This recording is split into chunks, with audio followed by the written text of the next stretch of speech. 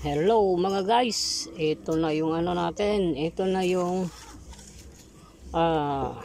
gauge 1623 natin mga guys. Ayan o, ito yung sinasabi natin na matipid sa battery mga idol, kasi 1623 maliit yung ano niya, yung primary niya. Ayan, nakabox na. So mga idol, ano, yung unang rewind, ang kabit nito ay sa contact point mga idol. Unang rewind.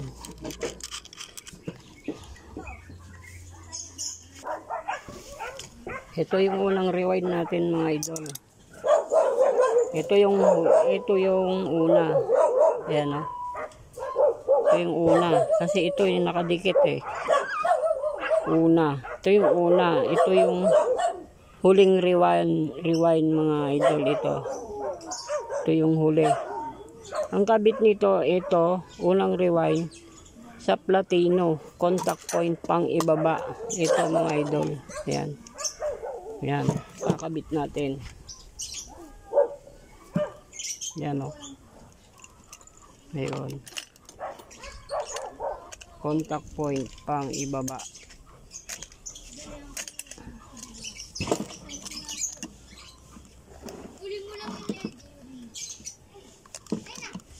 Ayun, unang rewind, contact point pang ibaba. Condenser mga idol, itong positive niya, ito positive, doon din natin ilalagay, doon natin ikakabit itong positive niya.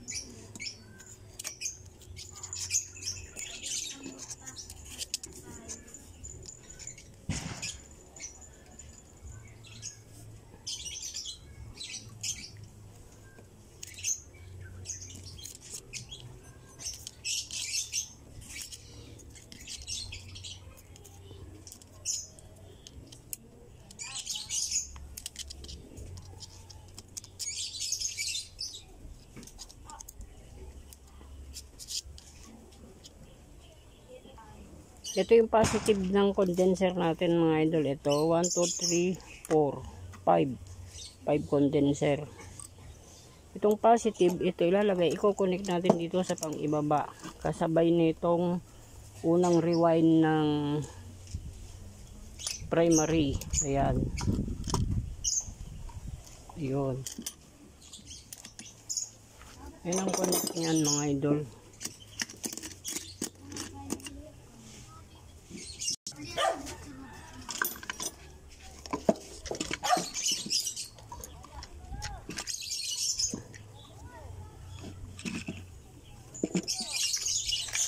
Ayan.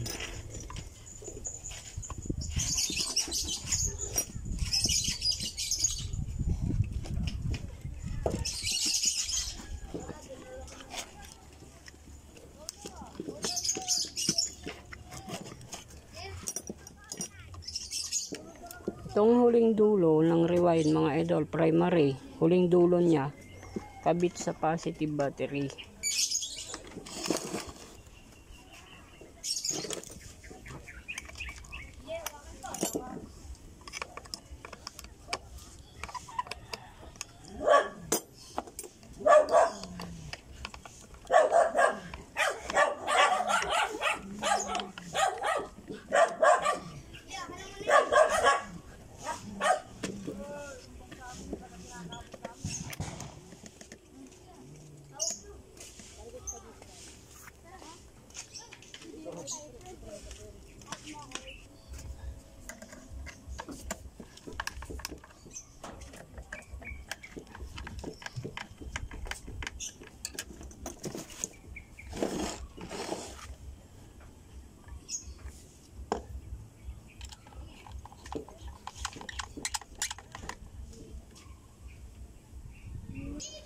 Ito yung huli natin mga idol, no? Itong wire na to, huli. Lagay natin dito sa positive. Dito.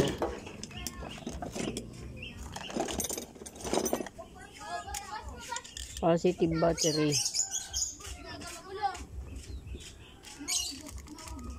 Ayan. Positive battery natin ilalagay itong huling dulo. Ito.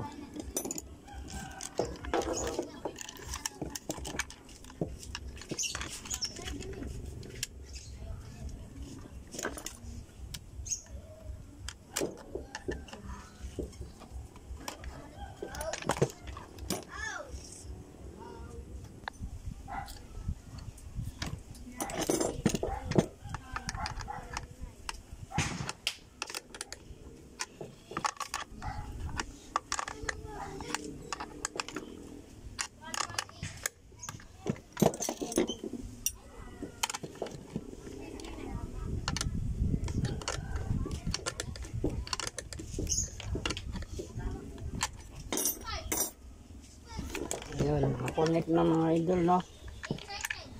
Ngayon, itong negative mga idol dito sa pang ibabaw, itong katawan ng ano, itong katawan ng ano ba ito, condenser mga idol, nakatornilyo. Ito yung wire ng katawan ng condenser, nakasiksik doon sa ilalim. Yan, kakabit natin dito sa pang ibabaw na contact point. Yan, yung isa, yung positive doon, magkasama ng unang rewind. Itong negative dito natin ilalagay sa pang ibabaw na contact point.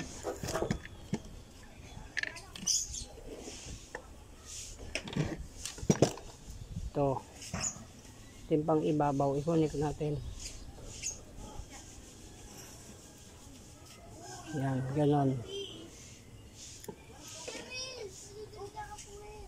Oh. Yan, nakakonect na mga idol. Yan. Pang ibabaw na contact point. Ngayon, nagdagdag tayo ng wire. Itong itim na ito. Dinagdag natin dito inilagay natin dito sa pang ibabaw. Ang takbo nito mga idol doon dito sa negative battery. Ayan. Negative sign. Yan, battery. Positive sign, battery. Ganun lang ang pag-connect mga idol. Ayun, oh. Ayan, oh. Maka-connect yan doon, oh. Oh. Ngayon, paanda rin na natin. Ito yung pang ibabaw, negative battery ang connect.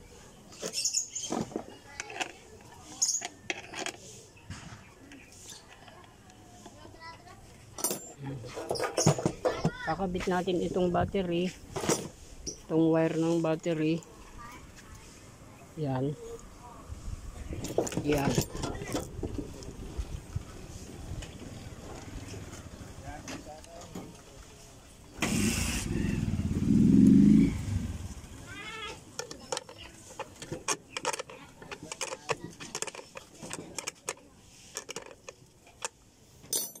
Ayun, ito yung positive battery mga idol. Ano? Ayan.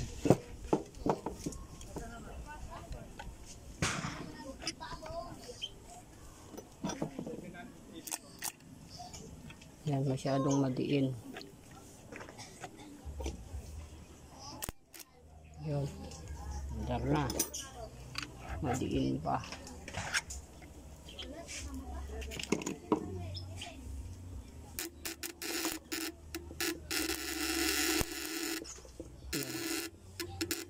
Tumutunog na mga idol. Ayan, oh. Oh. Itong connect positive. Ayan.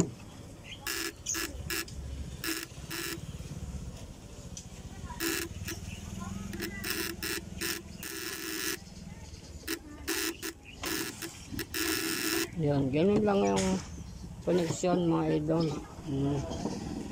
Kahit ito magkabali-baliktad na ito mga idol. Itong condenser, kahit baliktad ang pagkabit niyan, okay lang. Ganun. Ayun, tetestingin natin mga idol kung may kuryente.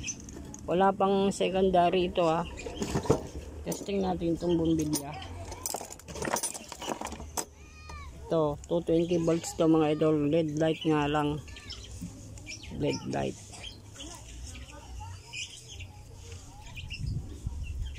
Ayan. Kukonek natin ito dito sa itong wire ng bumbilya. Itong wire ng bumbilya ay kukonek natin dito.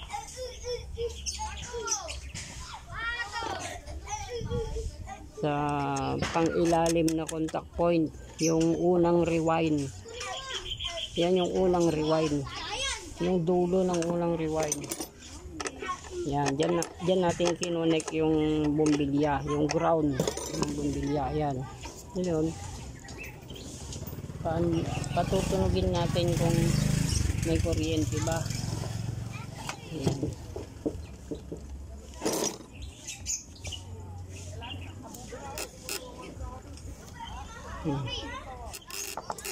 Yan, didikit natin yan dito.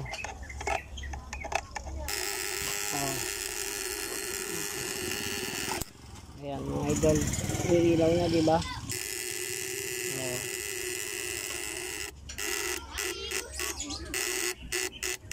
Primary pa lang yan mga idol, may kuryente na.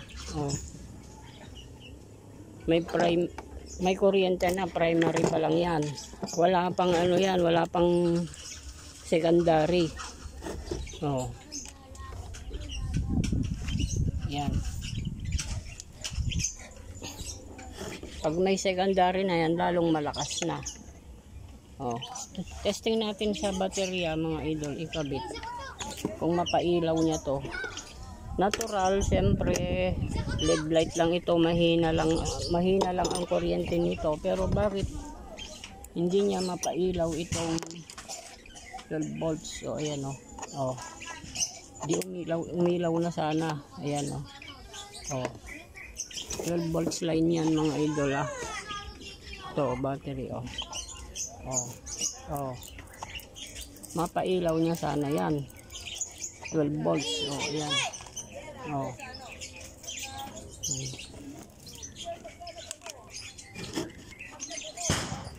mahina lang talaga yan mga idol.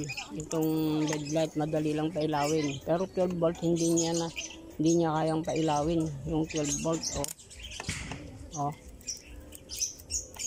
ibig sabihin yung ito palang primary natin malakas na yung kuryente, mayroon na siyang kuryente kasi tingnan nyo sabit natin dun sa line ng pang ibaba na contact point yung unang rewind. Patutunugin natin.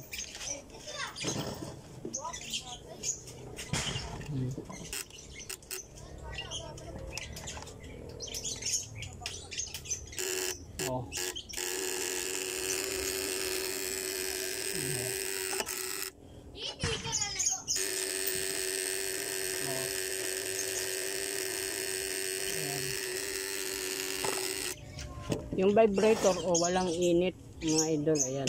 Yung tagal na yon pagka nag-overheat yung rewind natin, iinit na yan.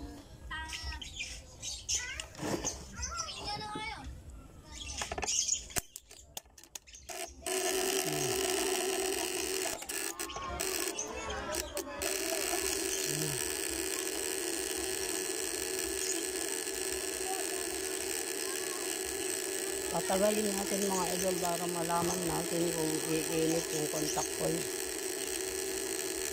Kasi may nagre-rewind na umiinit daw yung contact point mga idol. Ayan. Hawakan na natin. Yung tagal na yun, kung may overheat, napaso na sana yung kamay ko. Kaya yan, yung ni-rewind natin mga idol, hindi nag-overheat. Wala siyang overheat. At saka kaya na niyang pailawin itong 220 volts kahit na primary pa lang. Okay na, talagang mahina ito mga idol. Ito wala lang tayong mas mataas na watts na bumbilya, pero titingnan natin mga idol kung anong mangyayari pagka nailagay na rin